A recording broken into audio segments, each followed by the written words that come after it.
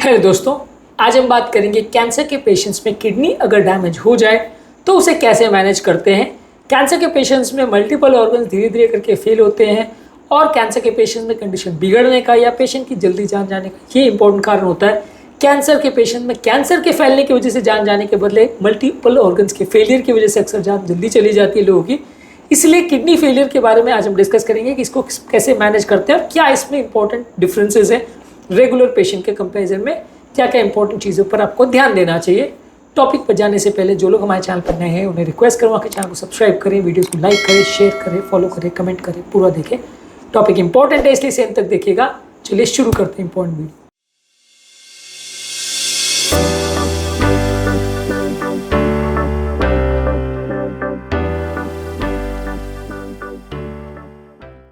सबसे पहले देखिए, आपको किडनी की रेगुलर मॉनिटरिंग वैसे भी करने की आवश्यकता होती है, भले आपको कोई लक्षण हो या नहीं हो। कारण ये है कि कई केसेस में किडनी फेलियर पूरी तरह से एसिम्प्टोमेटिक हो सकता है, पेशेंट को कुछ भी ना पता चले, ऐसा हो सकता है। इस तरह के पेशेंट में यदि आप ध्यान नहीं दोगे तो किडनी फेल हो जाएगी और आपको कुछ भी पता नहीं चलेगा। तो अगर आपको लक्षण नहीं भी है तो भी किडनी का जाँच करते रहना चाहिए, खासकर गिवन द फैक्ट कि किडनी की जो जाँच होती है बहुत सस्ती होती है, ज़्यादातर 100-200-300 रुपये में सब जगह हो जाती है। यूरिया क्रिएटिनिन की जाँच या यूरिन एनालिसिस की जाँच तो करने में कोई नुकसान नहीं है। जब भी पेशेंट आपके पास आए एक बार जांच कर लेने में अच्छा है। ये इंपॉर्टेंट इसलिए है क्योंकि कैंसर के पेशेंट में ये जो किडनी फेलियर होता है, कई बार इसके लक्षण कैंसर के लक्षणों से कंफ्यूज हो सकते हैं, क्योंकि कैंसर में भी कमजोरी होना, सुस्ती होना, कंफ्यूजन होना, यूरिन का कलर चेंज होना, ये सारे लक्षण हो सकते हैं और कई बार पेशेंट को कोई क्लियर कट सिम्टम्स ना भी हो, ऐसा भी हो सकता है। तो आप जाँच नहीं करोगे तो आप तब पेशेंट को डिटेक्ट कर पाओगे जब क्रिएटिनिन 8 और 10 पहुँच चुका होगा, तब आप भी कुछ नहीं कर पाओगे। तो इसलिए जल्दी जाँच करना ज़रूरी है। इस मामले में यूरिया, क्रिएटिनिन, इलेक्ट्रोलाइट्स और यूरिन की जांच रेगुलरली करते रहेंगे तो अच्छा है। एटलीस्ट जब तक कीमोथेरेपी और पेशेंट का एडवांस थेरेपी चल रहा है, बार बार इसके लिए जांच करना आवश्यक है। इसके अलावा कैंसर के पेशेंट में अल्ट्रासाउंड, सीटी स्कैन या एमआरआई स्कैन करवा के पेशेंट का किडनी का फंक्शन और उसका स्ट्रक्चर, उसका साइज या उसमें कोई कैंसर स्प्रेड तो नहीं हुआ है, ये सारी चीज़ों को देखना जरूरी है। यूरिन की जो ट्यूब्यूल्स है जिसमें कई बार कैंसर स्प्रेड होने की वजह से उसमें ब्लॉकेज हो सकता है, इसकी भी जाँच करना जरूरी है और अगर ये मिलता है तो फिर उसको सर्जिकल ट्रीटमेंट करके हटाना या ठीक करना जरूरी होगा। नहीं तो यूरिन ब्लॉक होने की वजह से कई बार किडनी फेल हो सकती है। कैंसर के फैलने या कैंसर के बढ़ने से पहले ये सारी चीज़ें प्रॉब्लम्स कर सकती हैं। इसके अलावा आप अगर कोई कैसी मेडिसिन पर पेशेंट को रखे हुए जो कि किडनी के लिए नुकसानदायक है, तो वो मेडिसिन को आप ऑन्कोलॉजिस्ट से डिस्कस करके उसके बदले दूसरी मेडिसिन ले लें या उस मेडिसिन को बंद कर दें। जैसा भी उस मेडिसिन को बंद करना पड़ेगा, अगर वो नेफ्रोटॉक्सिक है और उससे अगर ऑलरेडी हमें चालू हो गया है। इस तरह की मेडिसिन चालू करने के बाद विशेष ध्यान रखने की आवश्यकता है कि पेशेंट की कंडीशन किडनी की बिगड़ तो नहीं रही है। हमने डिस्कस किया था कि मीथोट्रेक्सेस, सिस्प्लाटिन, कार्बोप्लाटिन ये किडनी को डैमेज कर सकती है, जो कि कैंसर में यूज़ होती है।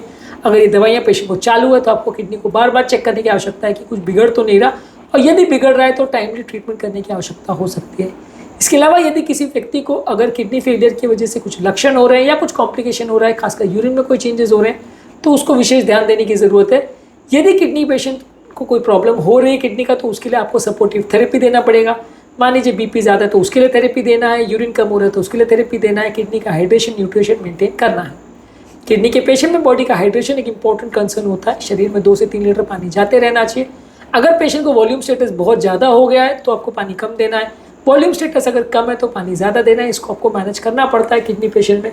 इसके अलावा किडनी के हिसाब से आपको डाइटरी मॉडिफिकेशन करना पड़ता है, जैसे कि खाने में पोटाशियम, फॉस्फोरस और सोडियम का इंटेक करना पड़ता है। किडनी पेशेंट में डाइट में क्या क्या चीज़ों का ध्यान रखना है, फ्लूइड मैनेजमेंट में क्या क्या चीज़ों का ध्यान रखना है, इस पर ऑलरेडी हमने डिटेल वीडियोस किए, जो कि आप हमारे किडनी चैनल में देख सकते हैं। इसमें सारे ही वीडियोस लगभग इसी तरह के हैं किडनी से संबंधित, इसको आप चेकआउट कर सकते हैं, इसमें आपको ज़्यादा इन्फॉर्मेशन मिल जाएगी। इसके अलावा अगर किसी व्यक्ति को कोई अंडरलाइंग प्रॉब्लम है, जैसे किडनी में कोई ट्यूमर का फैलने की वजह से प्रॉब्लम हो रही है या यूरिन की नलियाँ ब्लॉक हो रही है, तो उसको आपको मैनेज करना पड़ेगा, उसको सर्जिकली ठीक करना पड़ेगा या कीमो रेडिएशन थेरेपी देके ट्यूमर के साइज़ को कम करना पड़ेगा। इससे भी पेशेंट की ओवरऑल प्रॉब्लम ठीक होगी। इसके अलावा पेशेंट को अगर कोई इलेक्ट्रोलाइट इम्बैलेंस है तो डाइट द्वारा, मेडिकेशन द्वारा या पेशेंट को फ्लूइड द्वारा या इलेक्ट्रोलाइट के रिप्लेसमेंट देने के द्वारा आपको उसको मैनेज करना पड़ेगा। इसके अलावा अगर पेशेंट का किडनी पूरी तरह फेल हो गया है या टेम्परेरी फेल हो गया तो आपको रीनल रिप्लेसमेंट थेरेपी यानी डायलिसिस करके किडनी का फंक्शन को टाइम बिंग काम चलाना पड़ेगा, जब तक पेशेंट की कंडीशन इंप्रूव ना हो जाए और पेशेंट थोड़ा बेटर ना हो जाए। कई बार अगर किडनी पूरी तरह फेल हो जाए और पेशेंट की अगर बचने की लॉन्ग टर्म संभावना है तो आप किडनी का ट्रांसप्लांटेशन कर सकते हो। हालांकि अगर पेशेंट को कैंसर बहुत ज़्यादा है और कैंसर की वजह से मृत्यु का बहुत चांस है तो ऐसे पेशेंट में किडनी ट्रांसप्लांटेशन का कोई पर्पज़ नहीं है। पर मान लीजिए अगर किडनी फेल हो गई लेकिन कैंसर कंट्रोल हो चुका है, कैंसर ठीक हो गया और पेशेंट के बचने की कई साल अच्छी संभावना है तो ट्रांसप्लांटेशन के लिए कंसिडर कर सकते हैं।